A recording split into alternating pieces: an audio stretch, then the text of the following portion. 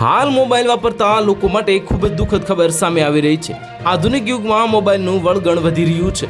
આ વિદ્યાર્થીઓ અને યુવક યુવતીઓ ઉપર મોબાઈલની નકારાત્મક અસરો પડી રહી છે, જે મોબાઈલમાં સતત રચ્યા પચ્યા રહેતા સંતાનોને વાલીઓ દ્વારા ઠપકો આપવામાં આવતા સંતાનો અવળું પગલું ભરી લેતા હોવાનું બનાવો વધી રહ્યા છે।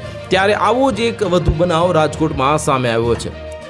મોબાઈલમાં મશગુલ રહેતી યુવતીને પરિવારજનોએ ઠપકો આપતા તેણીને લાગી આવતા ગળે ફાંસો ખાઈ અને આપઘાત કરી લેતા પરિવારમાં ગમગીની છવાઈ જવા પામી હતી। અને જાણવા મળતી વિગત મુજબ કોઠારિયા રોડ પર કેદારનાથ ગેટ પાસે આવેલી ન્યૂ સાગર સોસાયટીમાં રહેતી ઉર્વિશા સરીમભાઈ માઢાત નામની યુવતીને આજે સવાર પોતાના ઘરે પંખા સાથે ચૂંદડી બાંધી અને ગળે ફાંસો ખાઈ આપઘાત કરી લીધો હતો। બનાવની જાણ થતાં 108નો સ્ટાફ દોડી ગયો હતો, જેને યુવતીને મૃત જાહેર કરી પોલીસને જાણ કરતા ભક્તિનગર પોલીસ મથકનો સ્ટાફ ઘટના સ્થળે પહોંચ્યો હતો અને પોલીસે જરૂરી કાર્યવાહી મૃતદેહને પીએમ અર્થે સિવિલ હોસ્પિટલમાં ખસેડવામાં આવ્યો હતો। પ્રાથમિક તપાસમાં મૃતક ઉર્વિશા એક ભાઈ 3 બહેનમાં વચેટ અને તેના પિતા રિક્ષા ચાલક હોવાનું જાણવા મળ્યું છે।